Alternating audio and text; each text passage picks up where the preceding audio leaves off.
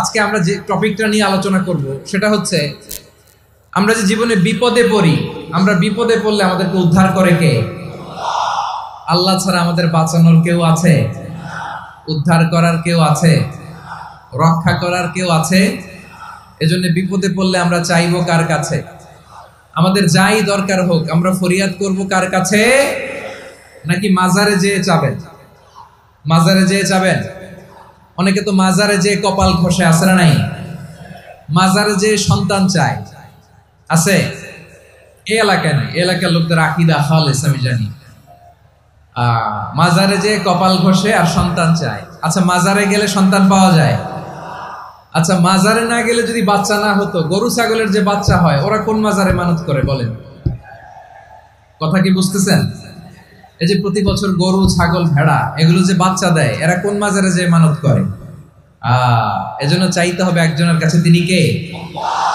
আমার প্রিয় পটুয়াখালীবাসী, মাজার জিয়ারত করা সুন্নাহ। আমরা মাজার জিয়ারত করব, আল্লাহ ওয়ালাদের কবরে যাব, আমরা সেখানে যে সালাম দিব, দোয়া করব, নিজের জন্য করব, কবরে শুয়ে থাকা মাইয়েতের জন্য করব, পুরো মুসলিম উম্মার জন্য করব। কিন্তু কবরে যিনি শুয়ে আছে ওই বাবার কাছে সন্তান চাওয়া যাবে?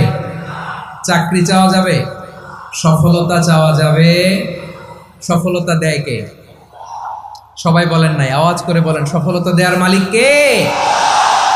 এক কথাই রব্বুল আলামিন বলেন, ওয়া ইয়ামসাসকাল্লাহু বিদুররিন ফালা কাশিফা লাহু ইল্লা হু ওয়া ইয়ুরিদকা বিখাইরিন ফালা রাদ্দা লিফাদলি يصيب به من يشاء من عباده وهو الغفور الرحيم الله أكبر আল্লাহ বললেন ওয়া ইয়ামসাসকাল্লাহু বিদুররিন ফালা কাশিফা লাহু ইল্লা হু।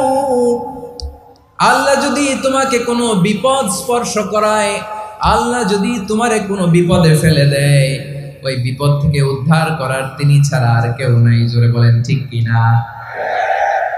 তিনি যদি কোনো বিপদে ফেলেন, তিনি ছাড়া বিপদ থেকে উদ্ধার করার কেউ নাই।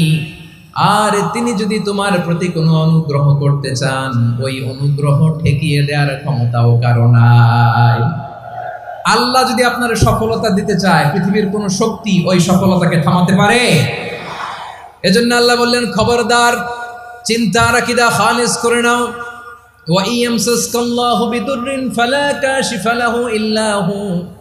আল্লাহ বিপদে ফেললে বিপদ থেকে উদ্ধার করার কেউ থাকে না। আর আল্লাহ যদি তোমার প্রতি দয়া দেখাতে চান, অনুগ্রহ করতে চান, ওই অনুগ্রহকে প্রতিরোধ করার মতো ক্ষমতা কারো নাই। তিনি তার বান্দাদের মধ্য থেকে যাকে ইচ্ছা তাকে দেন, যত ইচ্ছা তত দেন। তিনি ক্ষমাশীল, তিনি মেহেরবান। সুবহানাল্লাহ। তিনি ক্ষমাশীল, তিনি মেহেরবান। তাহলে এই আয়াত থেকে আমরা বুঝতে পারলাম, আমরা যদি বিপদে পড়ি আমাদেরকে কেউ বাঁচাতে পারে না। আমার বাবা আমারে বাঁচাতে পারে? হ্যাঁ? আমার মা আমাকে বাঁচাতে পারে? আমার বন্ধু আমারে বাঁচাতে পারে? আমার দলের কর্মী আমাকে বাঁচাতে পারে? আমার পীর সাহেব আমারে বাঁচাতে পারে? আমার পটুয়াখালীর ভাইয়েরা খেয়াল রাখবেন, বাঁচাতে পারে এক মহান সত্তা, উদ্ধার করতে পারে এক মহান সত্তা। চিৎকার করে বলুন, তিনি কে? আবার আল্লাহ বললেন, আম্মাই ইউজিবুল মুদতাররা ইযা দাআহু ওয়া ইয়াকশিফুস সুআ ওয়া ইয়াজআলুকুম খুলাফাআল আরদ আইলাহুম মা'আল্লাহ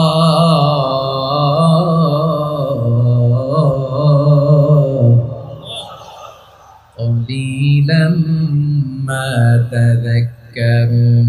রব্বুল আলামিন বলেন, বিপদে পড়ে কাতর কণ্ঠে চিন্তাগ্রস্ত হয়ে যখন কেউ ফরিয়াদি হয়ে আল্লাহর ডাকে হাত তোলে, তখন এই ব্যক্তির ডাকে সাড়া দেয় কে?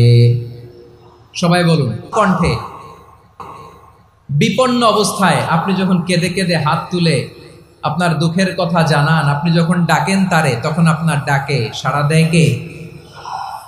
আল্লাহ বলে, আমি সাড়া দেই। তোমাদের বিপদকে মুক্ত করে দেয় কে? ওই আল্লাহর সাথে কোন উপাস্য আছে নাকি? কিন্তু খুব অল্প সংখ্যক লোকই তোমরা উপদেশ গ্রহণ করো। কথাটা কার?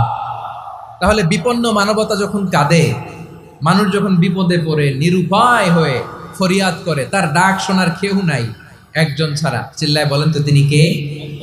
এজন্য আমরা ফরিয়াদের হাত কার দিকে তুলব? প্রিয় পটুয়াখালী বলেন, ফরিয়াদের দুটো হাত আমরা কার দিকে তুলব? এবং খেয়াল রাখতে হবে, মাথার সাথে সেট করে নিতে হবে, আল্লাহ ছাড়া আমাকে উদ্ধার করার কেউ নাই। এই পৃথিবীতে কেউ আপন না। প্রিয় ভাই, বিপদে বললে বোঝা যায় কেউ আপন না। আপন শুধু একজন মহান সত্তা, তিনি কে? এটা কি আপনারা খেয়াল রাখতে পারবেন? হ্যাঁ, বিপদে আপদে কেউ আমাদের বাঁচাতে পারে না, তরাতে পারে না, মুক্তি দিতে পারে না, উদ্ধার করতে পারে না, একমাত্র আমার প্রভু ছাড়া, আল্লাহ ছাড়া। চিল্লায় বলেন ঠিক কিনা? এবং প্রিয় পটুয়াখালীর ভাইয়েরা, মাথার সাথে এটা সেট করে নিতে হবে যে আমাদের পুরো জীবনটাই পরীক্ষা। পুরো জীবনটাই কি? The life is a test. পুরো জীবনটাই পরীক্ষা। এই জীবনে বিপদ আসবে, আপদ আসবে, পরীক্ষা আসবে, সবার জীবনে এটা থাকে। এক একজনের পরীক্ষা এক এক রকম। আমার পরীক্ষা একরকম, মাসুদ ভাইয়ের পরীক্ষা একরকম, চৌধুরী সাহেবের পরীক্ষা একরকম, আপনার পরীক্ষা একরকম, উনার পরীক্ষা আবার আরেক রকম। পুরো পৃথিবীটাই পরীক্ষা ক্ষেত্র, সবাই পরীক্ষা দিচ্ছি, কিন্তু কারো পরীক্ষা প্রশ্নের সাথে কারোটার মিল নাই। সুবহানাল্লাহ পড়বেন না? পুরোটাই পরীক্ষা ক্ষেত্র, সবাই পরীক্ষার্থী, কিন্তু প্রশ্নপত্র একটার সাথে আরেকটা মিলে না। One doesn't match the other. একজনেরটার সাথে আরেকজনেরটা মিলে না। কাউকে আল্লাহ তাআলা ধনী বানিয়ে পরীক্ষা করেন। কি বানিয়ে? কথা কি বুঝতেছেন নাকি কষ্ট হচ্ছে? কষ্ট হচ্ছে আপনাদের? কাউকে আল্লাহ ধনী বানিয়ে পরীক্ষা করেন, আবার কাউকে আল্লাহ তাআলা গরিব বানিয়ে পরীক্ষা করেন, কাউকে আল্লাহ অসুস্থ বানিয়ে পরীক্ষা করেন। কেউ দেখবেন যে দুরারোগ্য ব্যাধিতে আক্রান্ত, ডাক্তার বলেছে আর সময় নাই, দুরারোগ্য ব্যাধি, ক্যান্সার, যার নেই কোনো অ্যান্সার, তার জন্য পরীক্ষা হচ্ছে এই রোগ। আরেক লোক দেখবেন তার আবার রোগ বালাই নাই, মাশাআল্লাহ, তাকে আল্লাহ তাআলা আর্থিক দৈন্যতা, দারিদ্রতা দিয়ে পরীক্ষা করছেন। এরকম আছে না নাই? টাকা পয়সা নাই, দিন আনে দিন খায়, যা আছে তাতে চলে না, এটা তার জন্য পরীক্ষা। আবার আরেক শ্রেণীর লোক দেখবেন তাকে আল্লাহ অসুস্থতাও দেয় নাই, দারিদ্রতাও দেয় নাই, তার দাম্পত্য জীবনের সমস্যা আছে না নাই? স্ত্রী কথা শোনে না, অথবা ছেলে মেয়ে কথা শোনে না। তাহলে পরীক্ষা সবার জীবনে আছে, এক একজনের পরীক্ষাটা এক এক রকম। আল্লাহ তাআলা দেখতে চায় যে এই পরীক্ষার সময় আমরা কিরকম রেসপন্স করি। How to deal with the test, কিভাবে এই বিপদ আপদ পরীক্ষাগুলোকে আমরা হ্যান্ডেল করব, ডিল করব, এটা হচ্ছে আজকের আলোচনার বিষয়। বুঝতে পেরেছেন সবাই আমার প্রিয় ভাইয়েরা? তাহলে পরীক্ষাময় আমাদের জীবন, বিপদ আপদ পরীক্ষা, এটা মানুষের পিছু ছাড়ে না। সবার জীবনে পরীক্ষা আছে। নবীদের জীবনেও পরীক্ষা ছিল। সাহাবারা জিজ্ঞেস করেছেন, ইয়া রাসূলুল্লাহ, আইয়ুন নাসি আশাদ্দু বালাআন ফিদ দুনিয়া, এই দুনিয়ার বুকে কাদের পরীক্ষা সবচেয়ে বেশি? বিশ্বনবী বলেছেন, আল আম্বিয়া। এই পৃথিবীতে সবচেয়ে বেশি পরীক্ষা আল্লাহ তাআলা নিয়ে থাকেন নবীদের। কাদের? নবীদের। সুম্মাল আমসাল ফাল আমসাল, এরপরে নবীদের পরের স্তরে যারা, তাদের পরীক্ষা। এরপরে তাদের পরের স্তরে যারা, তাদের পরীক্ষা।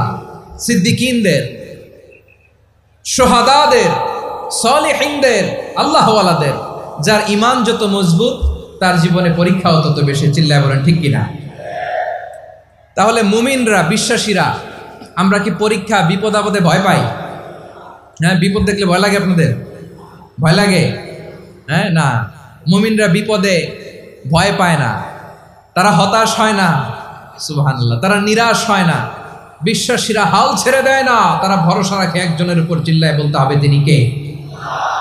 কারণ মুমিন জানে the grief isn't permanent, the test isn't permanent, the struggle in our life isn't permanent. আমাদের জীবনের দুঃখ, কষ্ট, স্ট্রাগল, এগুলো পার্মানেন্ট নয়। After every difficulties there is an ease. সব কষ্টের পরেই একটা সুখ আছে না নাই?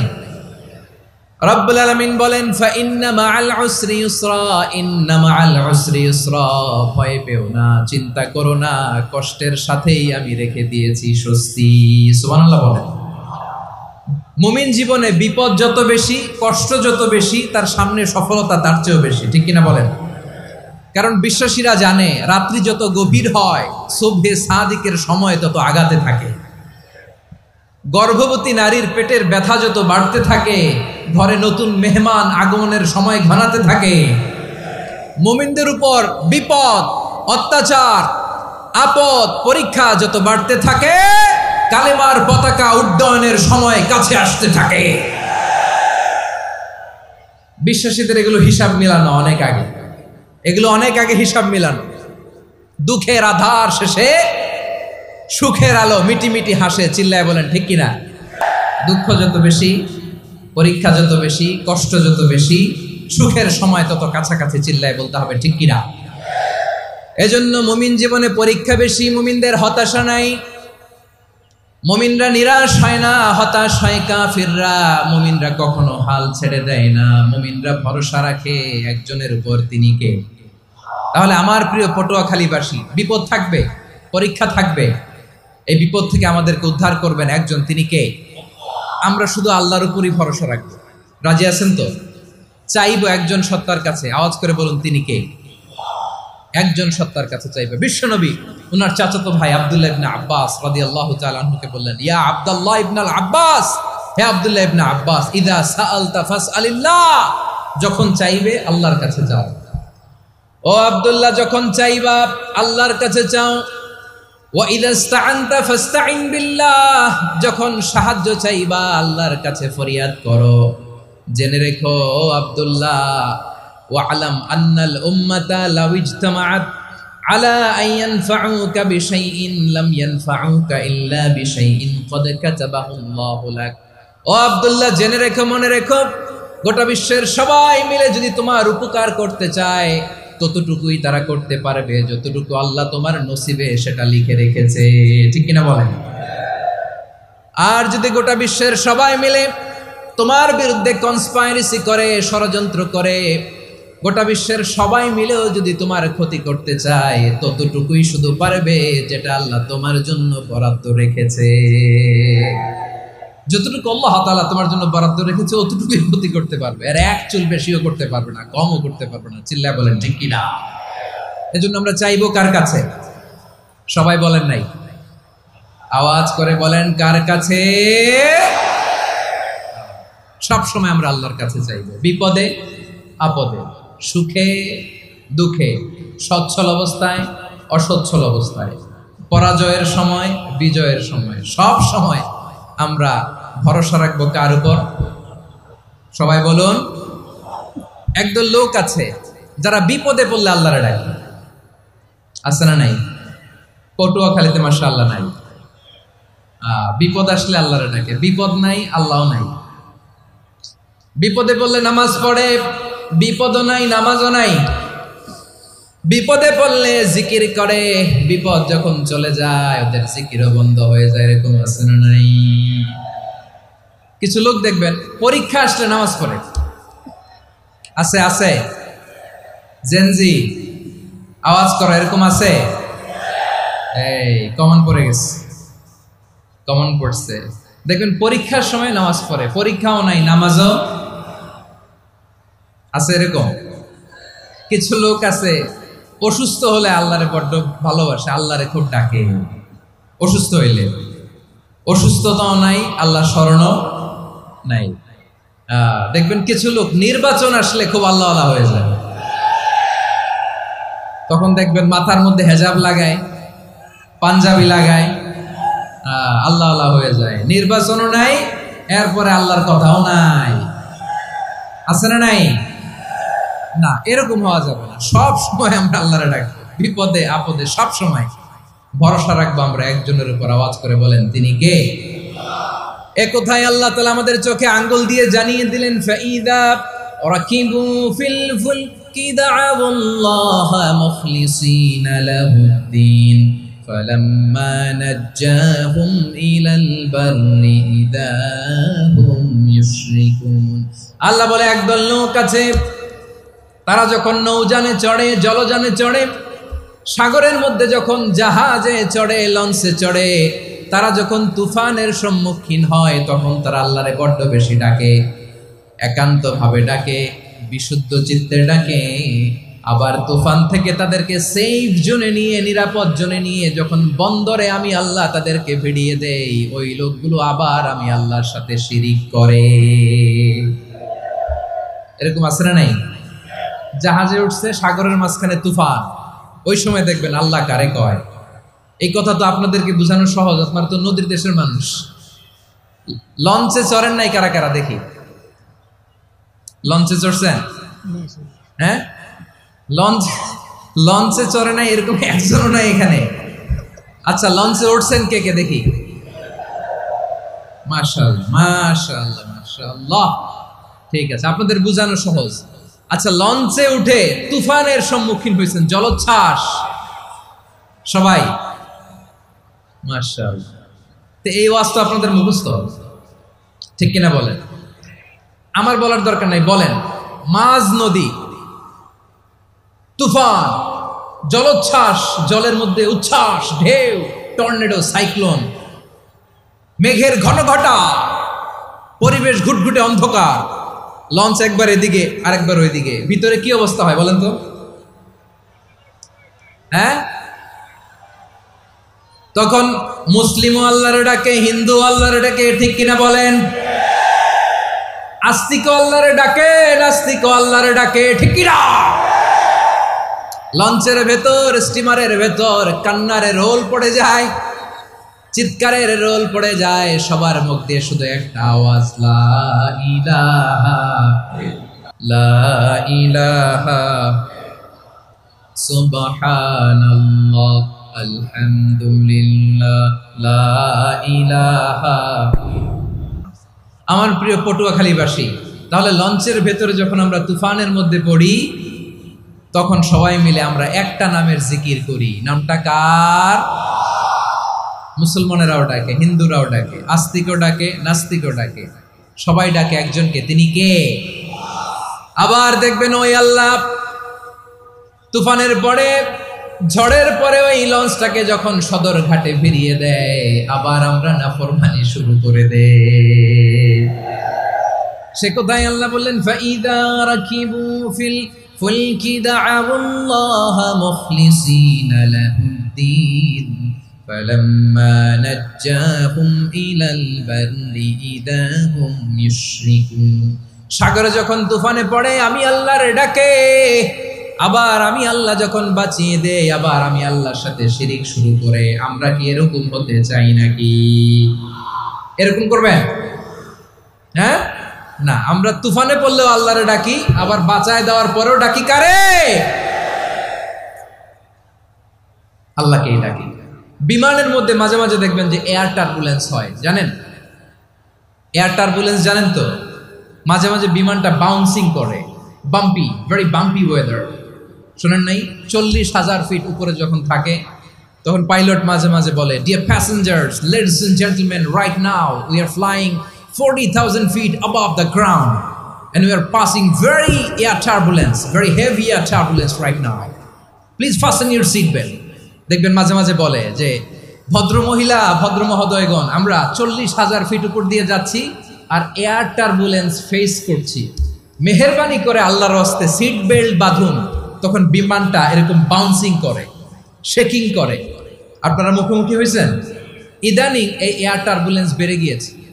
গত বছর আমার ইন্টারন্যাশনাল অনেকগুলো ফ্লাইট ছিল, তো আমি দেখলাম যে আগের ফ্লাইটগুলোর তুলনায় এখন এয়ার টার্বুলেন্স খুব বেশি। আমি একটু রিসার্চ করে দেখলাম, ক্লাইমেট চেঞ্জের কারণে, জলবায়ু পরিবর্তনের কারণে আকাশের বাতাসের মুভমেন্টে পরিবর্তন হয়েছে, ফলে এখন বিমান শেকিং করে বেশি, বাউন্সিং, বাম্পি ওয়েদার। তো বলেন তো, 40,000 ফিট উপরে যখন আপনি, কয় হাজার ফিট? সবাই বলুন, কয় হাজার ফিট? 40,000 ফিট উপরে যখন আপনি, তখন যখন বিমানটা এরকম বাউন্সিং করে, সবাই যখন ভমিটিং করে বিমান নষ্ট করে দেয়, বমি করে, তখন বাঁচানোর কে আছে আল্লাহ ছাড়া? কেউ আছে? ওই মুহূর্তেও সবাই মিলে একজনের ডাকে আওয়াজ করে বলেন, তিনি কে? মাঝে মাঝে কিছু সোশ্যাল মিডিয়ায় কিছু ভিডিও পাওয়া যায় যে হেভি যখন এয়ার টার্বুলেন্স হয় 10 সেকেন্ড 15 সেকেন্ডের কিছু ভিডিও পাওয়া যায়, বিমানটা এরকম বাউন্সিং করছে, বাম্পি ওয়েদার, কাঁপছে, মানুষগুলো বমি করছে, অক্সিজেন মাস্কগুলো সব ঝুলে পড়েছে, বিমানটা শুধু কাঁপছে। তখন দেখবেন বিমানের ভেতরেও এরকম লঞ্চের মতো চিৎকার আছে না নাই? বিমানের ভেতরেও তখন চিৎকার। গত বছর হিথ্রো এয়ারপোর্ট থেকে সিঙ্গাপুর এয়ারলাইন্সের একটা ফ্লাইট, হিথ্রো টু চাঙ্গি একটা ফ্লাইটে এমন বেশি এয়ার টার্বুলেন্সের শিকার হয়েছিল ওই এয়ারক্রাফটটা, 33 জন যাত্রী সেখানে আহত হয়েছে, একজন যাত্রী নিহত হয়েছে। কেবিন ক্রুজ, এয়ার হোস্টেস যারা আছে, একজনের নাক ফেটে, চোখ ফেটে, কপাল ফেটে, ব্লিডিং হয়ে শয়লা। প্রিয় ভাইয়েরা, 40,000 ফিট উপরে বিমানটা যখন কাঁপবে, তখন আমাদেরকে আল্লাহ ছাড়া আর কেউ বাঁচানোর আছে? এত আসতে বললে হবে? ওই কঠিন মুহূর্তে আমার বাবা আমারে বাঁচাতে পারে, আমার বন্ধু আমারে বাঁচাতে পারে। এই গ্রাউন্ডে, জমিনের বুকে আমার প্রোটোকল, আমার ক্ষমতা, আমার দাম্ভিকতা, কোনো কিছু আমারে বাঁচাতে পারে? একজন ছাড়া, চিল্লায় বলতে হবে, তিনি কে? সে আল্লাহ বললেন, গোলাম আমি বিপদের সময় ঠিকই তোমাদের বাঁচিয়ে দেই। ওই বিমানের ভেতরে 40,000 ফিট উপরে যখন তোমরা এয়ার টার্বুলেন্সের শিকার হও, তখন নাস্তিকও আল্লাহরে ডাকে, হিন্দু আল্লাহরে ডাকে। জোরে বলেন ঠিক কিনা? আবার বিমানটা যখন শান্ত হয়ে যায়, একটু পরেই বিমানের স্ক্রিনের মধ্যে হিন্দি সিনেমা খোঁজে। বিমানের স্ক্রিনে কিন্তু বিশাল ওখানে আফলাম ফিল্মের একেবারে বোঝাই করা। বিমানটা শান্ত হলে আবার হিন্দি সিনেমা দেখা শুরু করে। একটু আগে ডাকছিল কারে? দেখবেন বাংলাদেশে আমাদের ক্রিকেটাররা যখন অন্য কোনো দেশের সাথে খেলে, অনেক সময় এমন হয়, বল বাকি একটা, রান দরকার 6টা। বল বাকি কয়টা? পটুয়াখালী বোঝে নাই বোধহয়। বল বাকি কয়টা? রান দরকার। আপনি দেখবেন ক্যামেরাম্যান তখন গ্যালারিতে খালি দেখায় দর্শকদের যে কি অস্থিরতা। হিপ হপ স্টাইলের মেয়েটা, যে মেয়েটার ওড়না এতক্ষণ ছিল গলায়, এতক্ষণ কইছিল, ওই মেয়েটা দেখবেন ওড়নাটা টেনে মাথায় দিয়ে এরকম মুনাজাত ধরতেছে, আল্লাহ আল্লাহ, একটা সক্কা, আল্লাহ আল্লাহ, আমার লাল সবুজের পতাকারে তুমি অপমানিত কইরো না আল্লাহ, ইন্ডিয়ার সাথে আমাদের খেলা আল্লাহ আল্লাহ, একটা সক্কা, একটা। পুরো খেলা জুড়ে এই মেয়ের ওড়না ছিল গলায়, কিন্তু যখন 1 বলে 6 রান দরকার, ওড়না চলে আসছে কোথায়? মাথায়। আবার মুনাজাত আছে না নাই?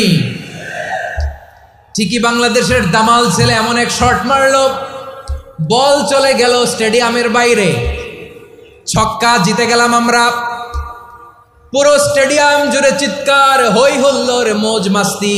যেই মেয়েটা মাথার মধ্যে ওড়না দিয়ে এতক্ষণ সুবহানাল্লাহ সুবহানাল্লাহ বলে আল্লাহর কাছে দোয়া করেছে, ওই মেয়ে এখন আবার ওড়না ফেলে দিয়ে নাচা শুরু করে দিয়েছে। তাহলে আল্লাহর ভয়, আল্লাহর প্রতি আস্থা, বিশ্বাস, ভালোবাসা, এটা কি ক্ষণিকের জন্য? মানে আমার যখন লাগবে তখন আল্লাহর ইউজ করবো নাকি? হ্যাঁ, বিপদে আপদে, সুখের সময় দুঃখের সময়, সচ্ছল অসচ্ছল অবস্থায় বিশ্বাসীরা ভরসা রাখে একজনের উপর। চিৎকার করে বলো, পটুয়াখালী তিনি কে? সে আল্লাহ বললেন, গোলাম মনে করো না জাহাজ থেকে সদরঘাটে ভিড়িয়ে দিলাম, তুমি নিরাপদ হয়ে গেছো। মনে করো না 40,000 ফিট থেকে সেফ ল্যান্ডিং এর পরে এয়ারপোর্টে নেমে গেলেই তুমি নিরাপদ হয়ে গেছো। ও মিয়া, বিপদ কি শুধু সাগরে আর আকাশে? ঘরের ভেতরও বিপদ আসতে পারে কি পারে না? এজন্য সূরা মুলক আল্লাহ বললেন, আমিনতুম মান ফিস সামাই আন ইয়াখসিফা বিকুমুল আরদা ফাইযা হিয়া তামুর।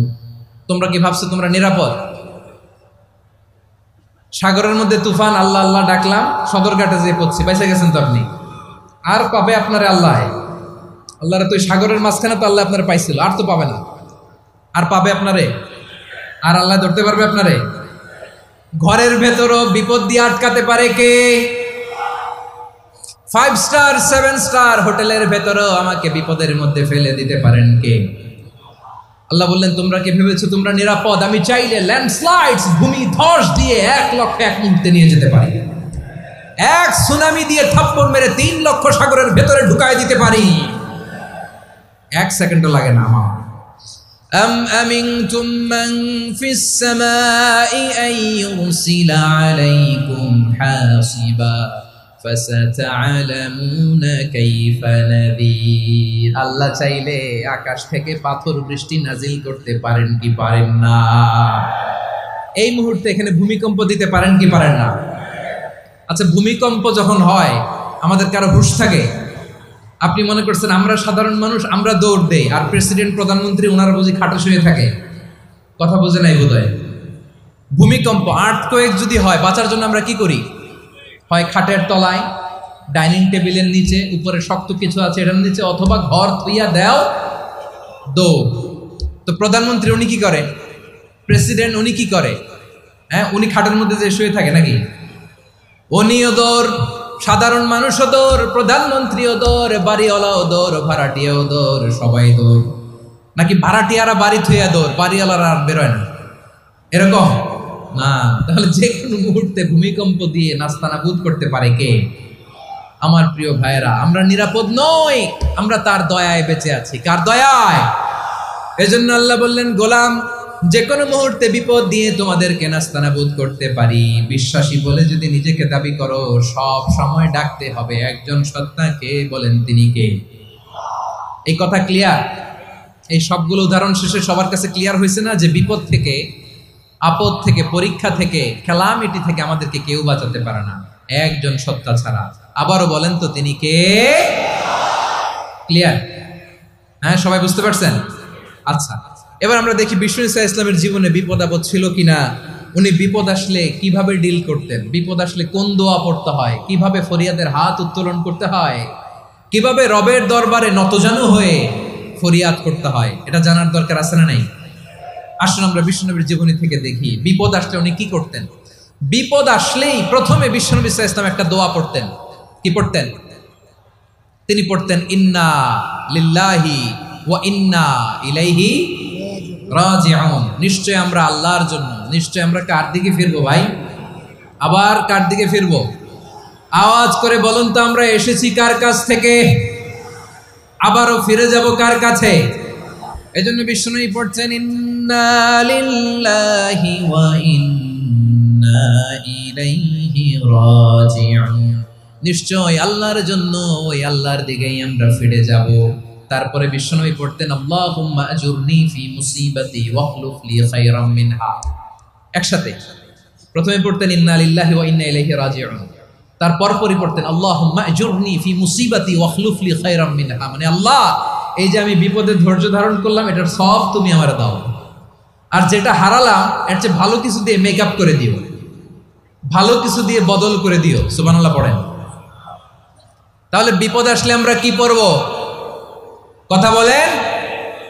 এই যে আমি শুয়েছিলাম, নাশিদ গাচ্ছিল ওরা, এদেশে পরস্পরে দেখা হলে দেয় সালাম, এদেশে আমজনতার হৃদয় জুড়ে পাকালাম, এদেশে বিপদ এলে সর্বজনে সর্বক্ষণে দোয়া পড়ে ইন্না লিল্লাহ। কি পড়ে?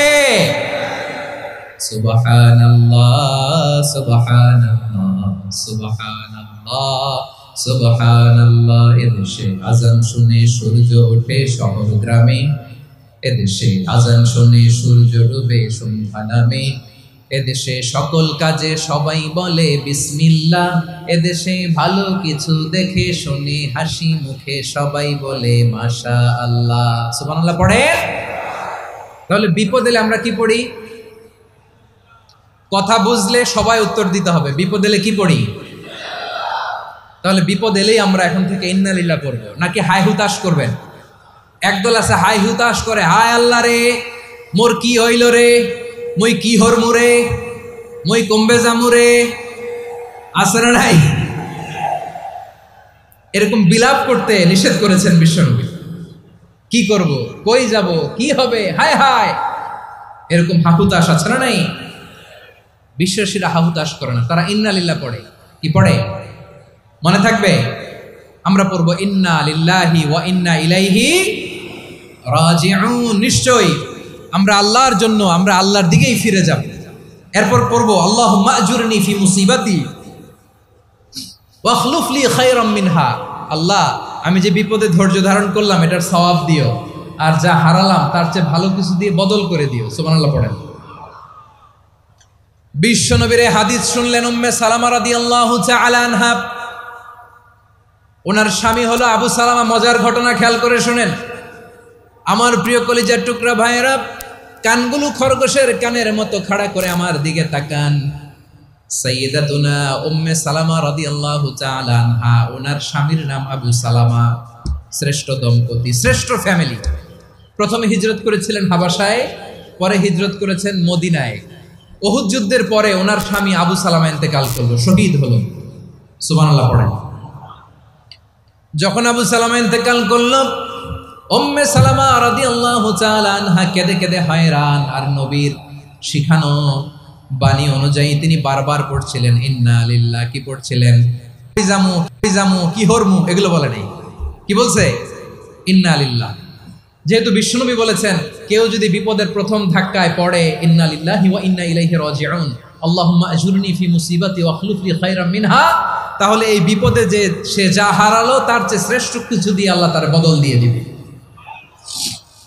এই হাদিস শুনে উম্মে সালামা রাদিয়াল্লাহু তাআলা আনহা ওনার প্রাণ প্রিয় স্বামী আবু সালামার ইন্তেকালের পরে চোখের পানি ছাড়ে আর পড়ে ইন্না লিল্লাহি ওয়া ইন্না ইলাইহি রাজিউন, আল্লাহুম্মা আজুরনি ফি মুসিবাতি ওয়া আখলুফ লি খায়রাম মিনহা।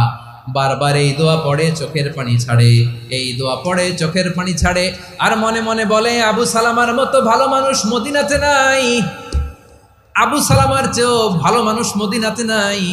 তার চেয়ে ভালো মানুষ কি করে আল্লাহ তাআলা আমারে দিবে? তার চেয়ে ভালো মানুষ তো আমি মদিনাতে দেখি না।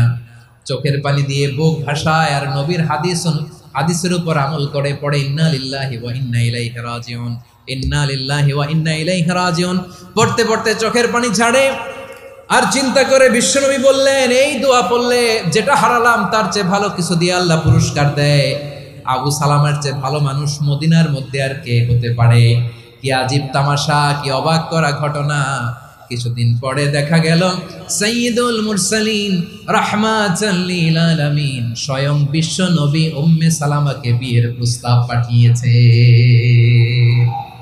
স্বয়ং বিশ্ব নবী উম্মে সালামা রাদিয়াল্লাহু তাআলা আনহাকে বিয়ের প্রস্তাব পাঠিয়েছেন। উনি রাজি হয়ে গেলেন, বিয়ে হয়ে গেল। উনি হয়ে গেলেন উম্মুল মুমিনিন, আমাদের মা, পুরো মুসলিম উম্মার মা। চিৎকার করে বলেন আল্লাহু আকবার। তাহলে আমার প্রাণ প্রিয় ভাইয়েরা, বিপদে পড়লে আমরা পড়বো ইন্না লিল্লাহি ওয়া ইন্না ইলাইহি রাজিউন, আল্লাহুম্মা আজুরনি ফি মুসিবাতি ওয়া আখলুফ লি খায়রাম মিনহা। পড়বেন? পড়বেন না? যারা যারা বিপদ আসলে এই দোয়াটা পড়বেন এখন থেকে আওয়াজ করে ইনশাআল্লাহ বলেন। যা হারাইছেন তার চেয়ে শ্রেষ্ঠ জিনিস দিয়ে বদলা দিবে কে? বিশ্বাস হয়? একটু সন্দেহ লাগে মনে হয়, একটু সন্দেহ আছে? যাদের বিশ্বাস হবে তাদের কি আল্লাহ উত্তম বদলা দেবে, ঠিক কিনা বলেন? তাহলে বিপদে পড়লেই প্রথমে আমরা এটা পড়ব। দোয়াগুলো যদি এখন মুখস্থ না হয়, এই যে রেকর্ডিং হচ্ছে, পেয়ে যাবেন, কালকেই পেয়ে যাবেন। শুনে শুনে মুখস্থ করবেন। আমার মায়েরা, আমার বোনেরা, আপনাদের জন্য 3টি মাঠের অ্যারেঞ্জমেন্ট করা হয়েছে, আমি জানি। আপনারাও এই দোয়াগুলো পড়বেন, আপনার স্বামীকে শেখাবেন, সন্তানকে শেখাবেন, আপনার পুরো পরিবারটাকে জান্নাতের টুকরো বানিয়ে দিবে কে? তাহলে বিপদ আসলে প্রথমে কি পড়তে হবে এটা জেনে গেলাম। এরপরে বিপদ আসলে নিজেকে কি করে আল্লাহর কাছে সঁপে দিতে হয় এটাও জানার দরকার আছে না নাই?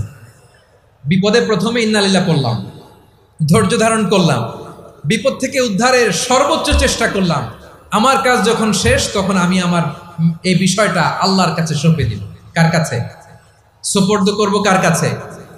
বিপদে বললে কেমন করে নিজেকে আল্লাহর কাছে সঁপে দিতে হয় আসুন সাইয়েদনা ইব্রাহিম আলাইহিস সালামের জীবনী থেকে জানি। আল্লাহর খলিল ইব্রাহিম আলাইহিস সালাম আমাদের মতো সমাজ ব্যবস্থা পায় নাই। আমরা জন্মের পরে আমাদের কানের ভেতরে আজান দিয়েছে কে? একামত দিয়েছে কে? আমাদের বাপদাদারা আমাদের কানে আজান দিয়েছে কি? দেয় নাই।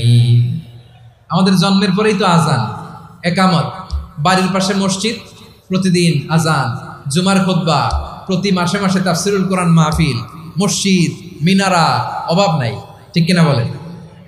আপনি যেই সুন্দর ইসলামিক এনভায়রনমেন্ট পেয়েছেন, আমাদের ইব্রাহিম খলিল উনিও কি এরকম পেয়েছিলেন? হ্যাঁ, উনি জন্মের পর পরে ওনার কানে আজান দিছে কেউ? আমার প্রিয় ভাইরা, আগা গোড়া একটা শিরকি পরিবেশ উনি জন্মগ্রহণ করেছেন। উনি ছাড়া ওই তল্লাটে একজনও আল্লাহর উপর বিশ্বাসী নাই। কল্পনা করতে পারেন? গোটা তল্লাটে গোটা দেশে বিশ্বাসী মুমিন আল্লাহর উপর বিশ্বাস স্থাপনকারী কয়জন? সবাই বলেন কয়জন? বাকি সব মুশরিক। বাকি সব মুশরিক নিজের সাথে নিজে শক্ত বোঝাপড়া করে, অ্যানালজি করে, সেলফ কনভারসেশন করে উনি মহা সত্যের সন্ধান পেয়েছে। উনি আকাশের তারা দেখে ভাবে মনে হয় এটাই আমার খোদা, পরে দেখে তারা নাই, মনে মনে বলে না তাইলে এটা না। আবার চাঁদ দেখে বলে চাঁদটা বড় মায়া লাগে, মনে হয় এটাই আমার রব, পরে দেখে চাঁদও নাই, কয় না এটা না। এরপরে দ্বিপ্রহরের জলজলে সূর্যটা খাঁ খাঁ করে গোটা পৃথিবীটারে রৌদ্র দিয়ে তাতিয়ে রাখে। তিনি ভাবলেন মনে হয় এটাই আমার রব, কারণ এটাই তো সবচেয়ে বড়। কিন্তু বিকেল বেলা ওই সূর্যটাও যখন চলে যায়, সাইয়েদনা ইব্রাহিম বলে না এটাও তো নাই, আমার খোদা যদি আমারে ছেড়ে চলে যায়, বিপদে পড়লে আমারে উদ্ধার করবে কে? এভাবে নিজের সাথে অ্যানালজি, সেলফ কনভারসেশন করতে করতে করতে তিনি মহা সত্যের সন্ধান পেয়েছেন। সুবহানাল্লাহ। সব শেষে তিনি ডিসিশন নিয়ে ঘোষণা দিলেন, ইন্নী ওয়াজ্জাহাতু ওয়াজহিয়া লিল্লাযী ফাতারাস সামাওয়াতি ওয়াল আরদা হানিফান ওয়া মা আনা মিনাল মুশরিকিন। নিশ্চয় আমি এমন সত্তার দিকে মনোনিবেশ করলাম, মুখাপেক্ষী হলাম, যিনি আকাশ বানিয়েছেন, জমিন বানিয়েছেন, আমি মুশরিক নই। সুবহানাল্লাহ। পারতেন, আপনি পারতেন? কেউ নাই, লক্ষ লক্ষ মুশরিক, আপনি একা। ওনার মতো এরকম বিচক্ষণতা দিয়ে আল্লাহরে খুঁজে পাইতে পারতেন আপনি?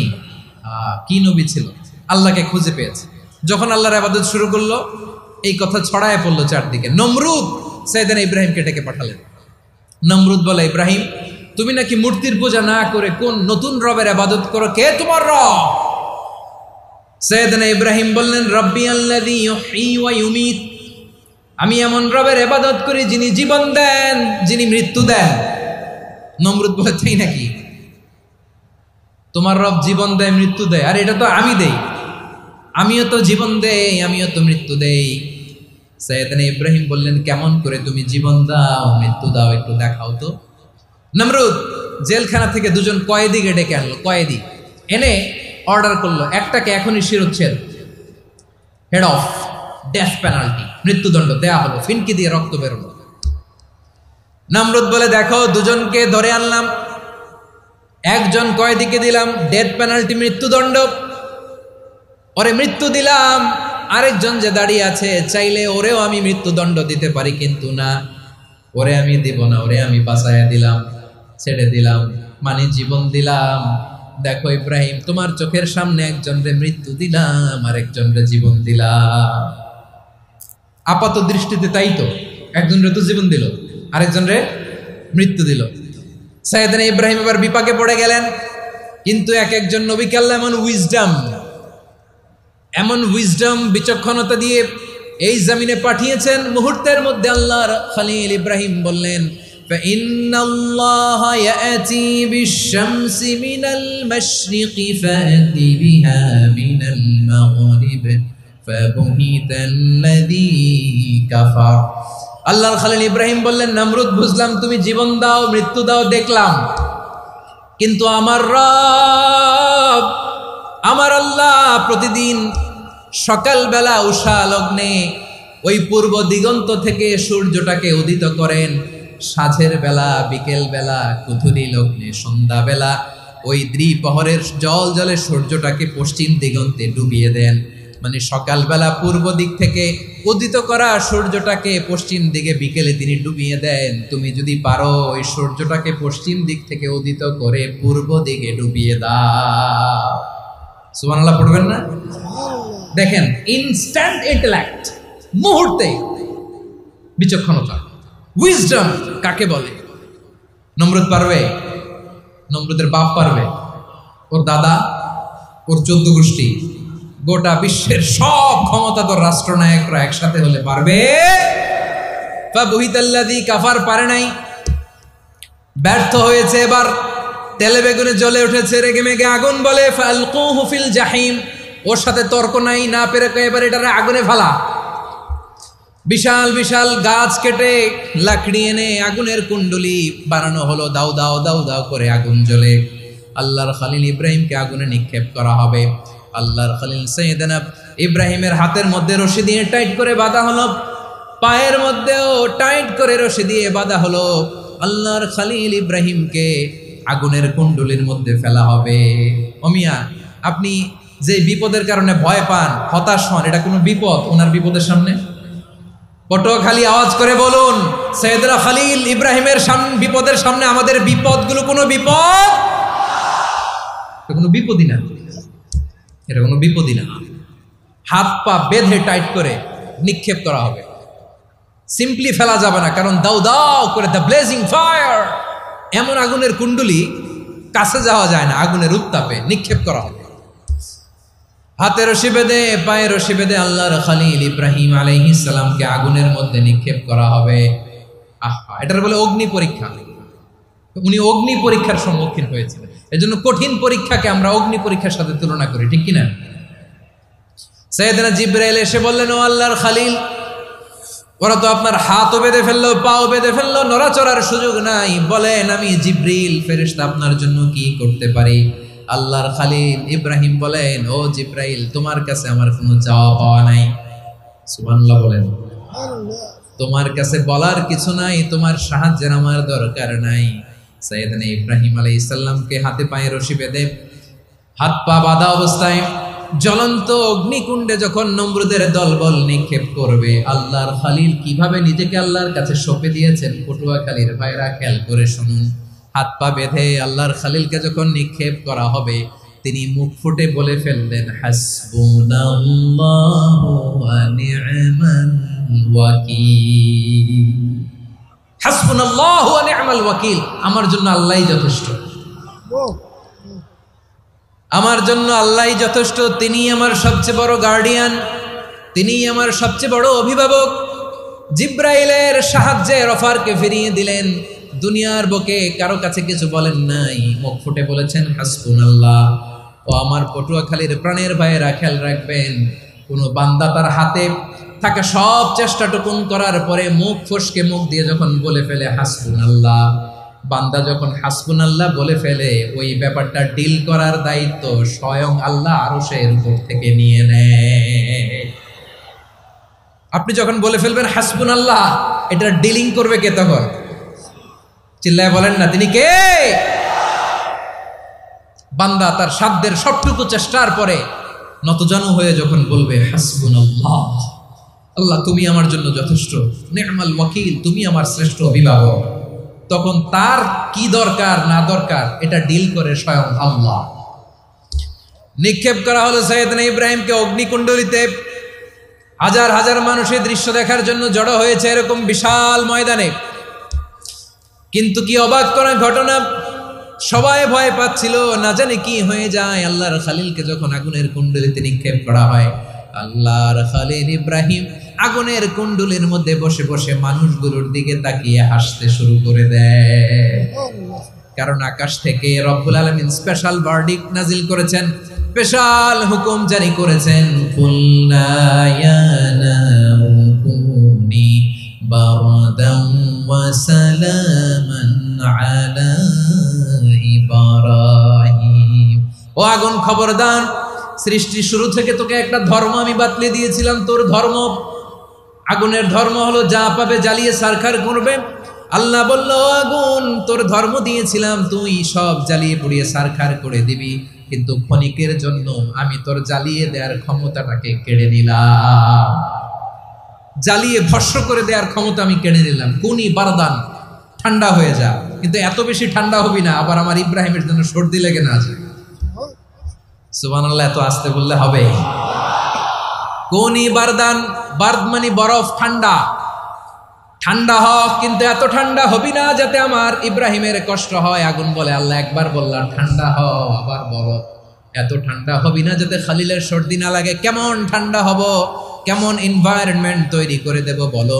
আল্লাহ বললেন, সালামান আলা ইব্রাহিম, আমার খলিল, আমার কলিজা, আমার ইব্রাহিমের জন্য তুই জান্নাতের গুল বাগিচা হয়ে যা। এজন্য বিপদে পড়লে ইন্নালিল্লাহ, নিজের সবটুকুন করার পরে, নিজের রোল প্লে করার পরে নিজেকে আমরা কি বলে সঁপে দিব? সবাই বলেন, সবাই বলতে হবে, আরো জোরে বলে। মনে থাকবে, বিপদে পড়লে প্রথমে ইন্না লিল্লাহ, এরপরে নিজেকে যখন সঁপে দিব তখন হাসবুনাল্লাহ। এরপরে কঠিন বিপদ যদি যখন বিশ্বনবী পড়তেন তখন কি করতেন?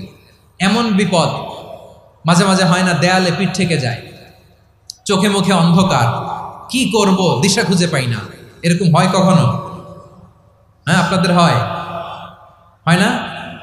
তো জান্নাতে আছেন আপনারা।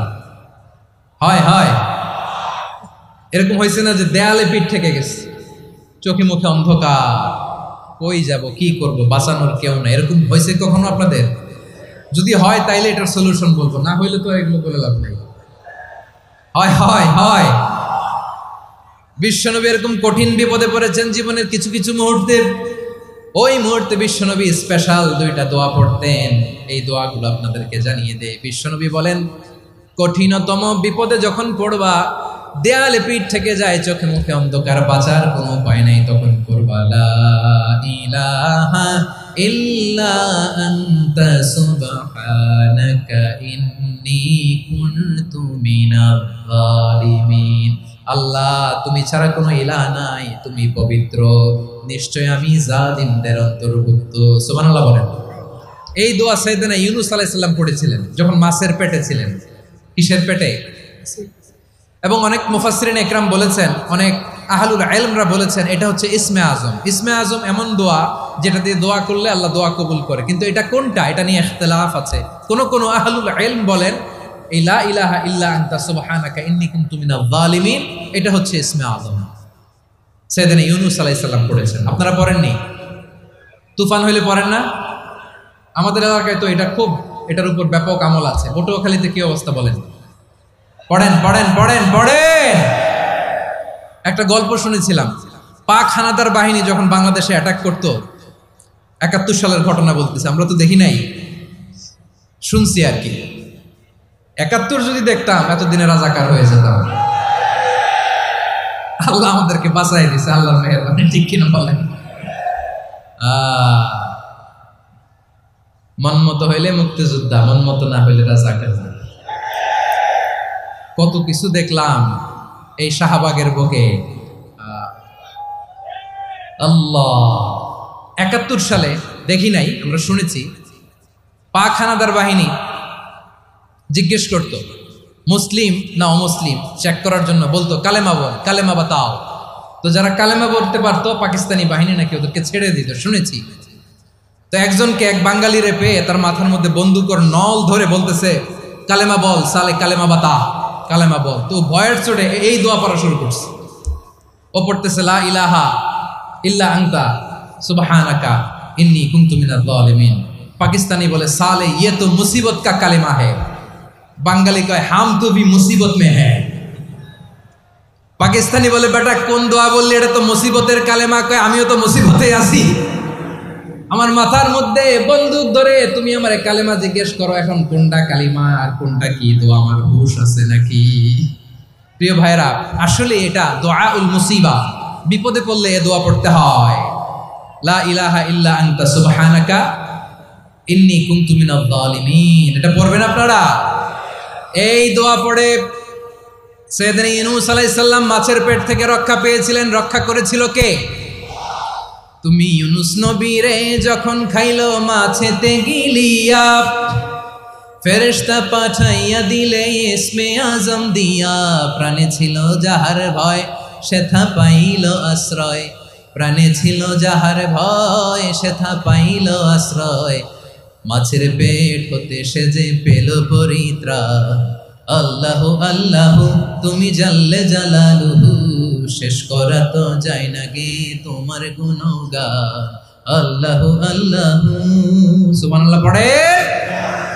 লা ইলাহা ইল্লা আনতা সুবহানাকা ইন্নী কুনতু মিনাজ জালিমিন। বিশ্বনবী বললেন, দেয়ালে পিঠ থেকে গেলে, চোখে মুখে অন্ধকার, বাঁচার কোনো উপায় নাই, তখন এই দোয়াটা পড়তে হবে।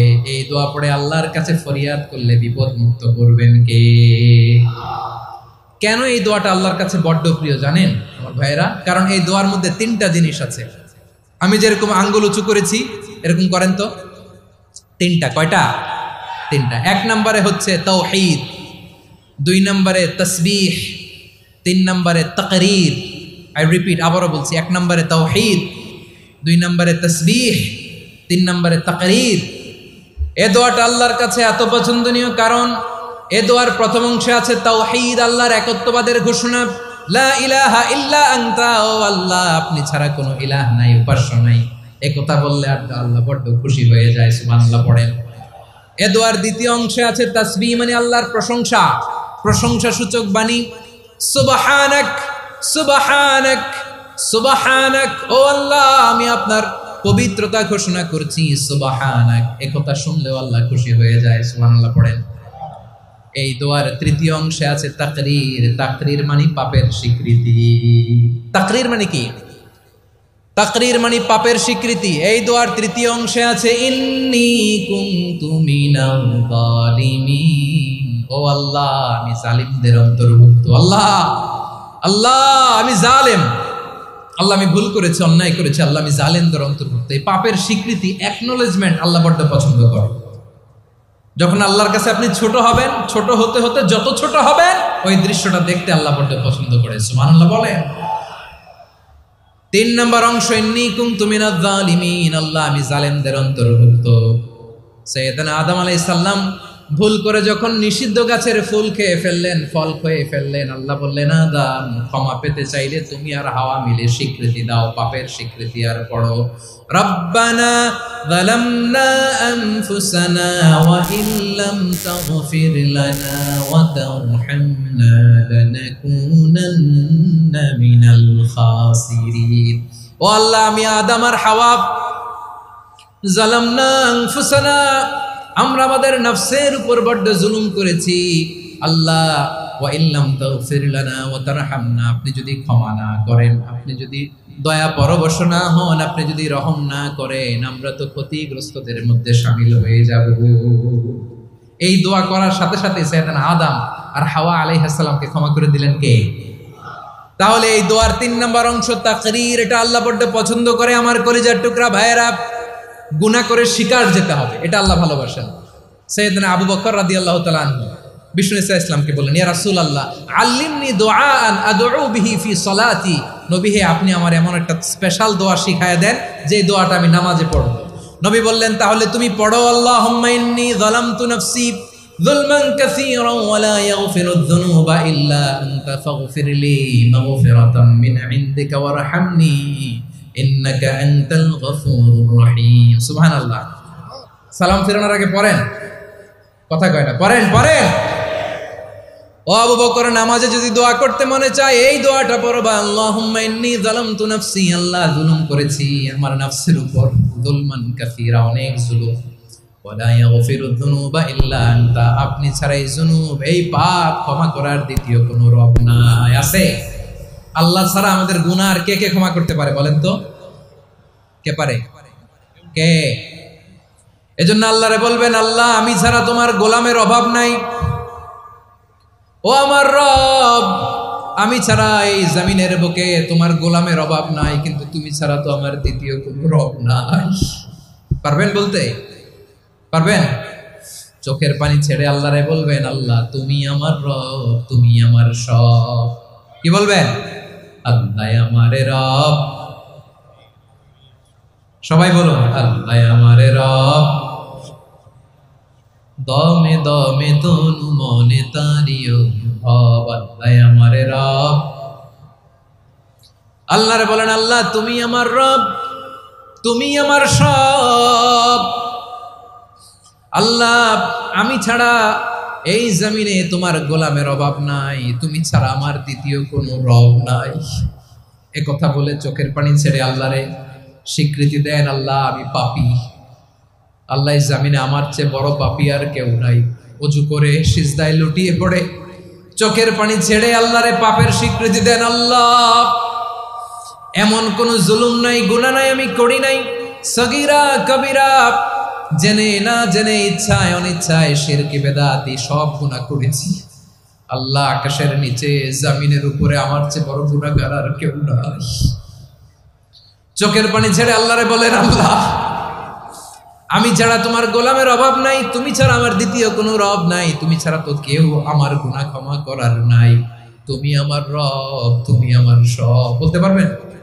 এই তাকরীর আমার পটুয়াখালীর ভাইয়া, এই স্বীকৃতিটা দেখতে আল্লাহ বড্ড ভালোবাসে। কারণ আমরা সবাই গুনাহগার, আমরা সবাই কি? বিশ্বনবী বলেন কুল্লুকুম খাত্তাউন, বানি আদম তোমরা সবাই পাপী। সবাই কি? সবাই পাপী। আমরা সবাই পাপী, আপন পাপের বাটখারা দিয়ে অন্যের পাপ মাপি। আমরা যে পাপী এটা ভাবতে মনে চায় না কারো, খালি অন্যের পাপ দেখি আমরা, এটা ভুল। ওর এই পাপ, ও পাপী, ও জালেম, ও জাহান্নামী, এরকম একটা টেন্ডেন্সি। আমার যে কি হালাত এটার খেয়াল নাই। খেয়াল করতে হবে যে আমি সবচেয়ে বড় পাপী, ঠিক কিনা বলেন? পাপ করি নাই এমন কেউ আছি? হ্যাঁ আছি। কেউ না জানলেও জানে কে আমার পাপের ঘটনা? পৃথিবী না জানুক আমি তো জানি, আমি কি পাপ করেছি। ও আমার কলিজার টুকরা ভাইয়েরা, মাথাটাকে নিচু করে জীবনের সব গুনার ফিরিস্তিগুলো একটা একটা করে স্বীকার করে আল্লাহরে বলেন, আল্লাহ আমি পাপী। আল্লাহ আমার চেয়ে বড় পাপী এই দুনিয়াতে কেউ নাই। আকাশের নিচে জমিনের উপরে আমার চেয়ে বড় পাপী কেউ নাই। একটা একটা করে আল্লাহ স্বীকার করি আমি পাপী, সব পাপের স্বীকৃতি দিলাম। পৃথিবী না জানুক আমি তো জানি, আমি কি পাপ করেছি। হায় আমার পাপের করলে বিচার, বাঁচার আমার নাই উপায়। দয়াময় তুমি মাফ করো আমায়, মাফ করো। আল্লাহ তাআলা যদি দয়া করে আমাদেরকে মাফ না করে, আমাদের বাঁচার কোনো উপায় নাই। আপনি কি ভেবেছেন আপনার নামাজ দিয়ে আপনি জান্নাতে যাবেন? আপনি তাহাজ্জুদ গুজার, সেজদা দিতে দিতে কপালে দাগ ফেলেছেন, এটা আপনারা জান্নাতে নেবে না? আপনি এলাকার সবচেয়ে বড় হাতেম তাই দানশীল, এই দানের ভরসায় বসে আছেন, কুশ্চিন কালো না। আমাদের নামাজ, আমাদের রোজা, আমাদের ইবাদত, এগুলোকে মিজানের পাল্লায় উঠালে কোনো ওজনই হবে না। তবে আমাদের একটা কৌশল জানা আছে, আমরা আল্লাহর রহমতের ভিখারি। আমরা সেদিন আগেই গুনার স্বীকৃতি দিয়ে দেব। আমরা বলবো, আল্লাহ তুমি প্রশ্ন করার আগে তোমার একটা কথা বলি, আমারে কিছু জিজ্ঞেস করো না, আমি সব করেছি। এমন কোন পাপ নাই যে পাপ আমারে দিয়ে হয় নাই। তোমার রহমত দিয়ে তুমি জান্নাতে পাঠাবা, তোমার দয়ায় জান্নাতে যেতে চাই, আমল দিয়ে না। পারবেন বলতে? কিয়ামতের দিন আমরা বলবো, আল্লাহ আমার আমল দিয়ে জান্নাত চাই না, আমি তোমার দয়া দিয়ে জান্নাত চাই। তোমার দয়া ছাড়া আমার কোনো উপায় নাই। কারণ আল্লাহ যদি বিচার করে বাঁচার কারো উপায় নাই। আল্লাহ যদি বলে ফেলেন তুই এটা করলি কেন, ওখানে গেলি কেন, কোরআনে 1000 বার নিষেধ করলাম তারপরেও এই পাপে জড়ালি কেন, এরকম প্রশ্ন ছুড়ে দিলে আমার উত্তর আছে? বাঁচার কোনো উপায় আছে? রোজ হাসরে হে আল্লাহ আমার করুণা বিচার, আল্লাহ করুণা বিচার। বিচার চাহি না তব দয়া চাই, এ গুনাহগার করুণা বিচার। আপনার আমল দিয়ে জান্নাতে যাবেন? কি দিয়ে যাবেন? আল্লাহর দয়া দিয়ে। আল্লাহর রহম আর দয়া ছাড়া কেউ জান্নাতের চেহারাও দেখতে পাবে না। আমার প্রিয় ভাইরা, এই দোয়া আল্লাহর কাছে পছন্দনীয় হওয়ার কারণ 3টা। দোয়ার প্রথম অংশে আছে তাওহীদ, আল্লাহর একত্ববাদের ঘোষণা। এই দোয়ার দ্বিতীয় অংশ আছে তাসবিহ, আল্লাহর প্রশংসা সূচক বাণী। এই দোয়ার 3 নম্বর অংশ পাপের স্বীকৃতি। তাহলে আমরা সবাই গুনাহগার। আমরা আল্লাহর কাছে পাপের স্বীকৃতি দিয়ে বলবো, ও আল্লাহ ইন্নী কুনতু মিনাজ জালিমিন, আমরা জুলুম করেছি, পাপ করেছি, অন্যায় করেছি, আল্লাহ বুঝতে পারি নাই, শয়তানের ওয়াসওয়াসায় পড়ে, বন্ধুর পাল্লায় পড়ে, নফসের খায়েশ মিটাতে যে আল্লাহ করে ফেলেছি। তুমি গুনাহ না মাফ না করলে আমাদের গুনাহ মাফ করার দ্বিতীয় কেউ নাই, ঠিক কিনা বলেন? এভাবে অনুতপ্ত হয়ে যদি আল্লাহর কাছে দোয়া করেন, দেয়ালে পিঠ থেকে গেছে, কোনো রাস্তা নাই বের হওয়ার, ওই মুহূর্তেও আপনাকে বিপদ থেকে উদ্ধার করবে কে? বিশ্বনবী চরম বিপদে পড়লে দুটা দোয়া পড়তেন। প্রথম হলো এটা, লা ইলাহা ইল্লা আনতা সুবহানাকা ইন্নী কুনতু মিনাল যালিমিন। এই দোয়াটা আমরা বেশি বেশি পড়ব প্রিয় ভাই। রাজি আছেন? সবাই আওয়াজ করে পড়ুন ইনশাআল্লাহ। আমার প্রিয় ভাইয়েরা, বিপদে পড়লে বিশ্বনবী আরো একটা দোয়া পড়তেন, লা ইলাহা ইল্লাল্লাহুল আযীমুল হালিম, লা ইলাহা ইল্লাল্লাহু রাব্বুল আরশিল আযীম, লা ইলাহা ইল্লাল্লাহু রাব্বুস সামাওয়াতি ওয়াল আরদি ওয়া রাব্বুল আরশিল কারীম। এই যে বললাম, রেকর্ড হয়ে গেছে, এখন তো আর ইনস্ট্যান্ট মুখস্থ না হলো, পরে মুখস্থ করে নেবেন। আল্লাহ ছাড়া কোনো উপাস্য নাই, তিনি সুমহান, মহা সহিষ্ণু। আল্লাহ ছাড়া কোনো উপাস্য নাই, তিনি সুমহান, আরশের অধিপতি। আল্লাহ ছাড়া কোনো উপাস্য নাই, তিনি আকাশের মালিক, জমিনের মালিক, তিনি সুবিশাল আরশের অধিপতি। সুবহানাল্লাহ পড়েন। এই দোয়াটা কেউ যদি পড়ে যদি এর ওসিলা করে দোয়া করে, তাকে বিপদ থেকে মুক্তি দেয় কে? মনে থাকবে আপনাদের? তাহলে বিপদের প্রথম ধাক্কায় কি যেন পড়তে হয়? ইন্না লিল্লাহ। তারপরে কি বলে আল্লাহর কাছে নিজেকে সঁপে দিতে হয়? দেয়ালে পিঠ থেকে গেলে লা ইলাহা ইল্লা আনতা সুবহানাকা ইন্নী কুনতু মিনাজ জালিমিন। দুই নম্বর হচ্ছে লা ইলাহা ইল্লাল্লাহুল আযীমুল হালিম, লা ইলাহা ইল্লাল্লাহু রাব্বুল আরশিল আযীম, লা ইলাহা ইল্লাল্লাহু রাব্বুস সামাওয়াতি ওয়াল আরদি ওয়া রাব্বুল আরশিল কারীম। মনে থাকবে? ইনশাআল্লাহ বলেন সবাই, আওয়াজ করে সবাই ইনশাআল্লাহ। অনেক সময় এমন হয়, হঠাৎ বিপদের সম্মুখীন হই আমরা, রেডি হয়ে বের হয়েছি অফিসে, হঠাৎ অ্যাক্সিডেন্টে পড়ে যাই, হঠাৎ পেটের ব্যথায় অজ্ঞান, এরকম হয় না? আপনাদের হয় না?